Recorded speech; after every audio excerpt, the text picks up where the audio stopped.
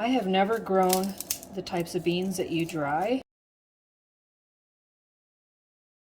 This year I planted rattlesnake beans and Scarlet Emperor runner beans, and the rattlesnake beans I'm just letting dry on the vine. I live in such a dry climate in the mountains.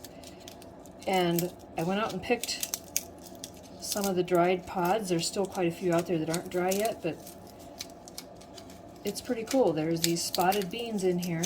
Oop, one went flying. They're a little bit fussy to get out of the pods, but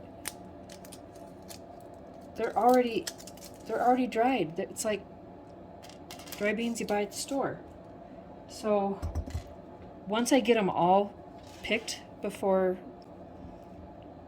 winter, I don't know how long they'll last, if they freeze, if they'll be okay, but I'm gonna keep collecting them, and then I'll jar them and keep them in a jar dried all winter.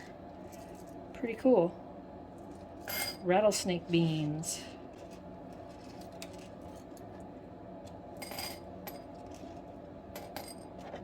That's from this pile right here. This pile. Maybe almost a half a cup. Pretty sweet.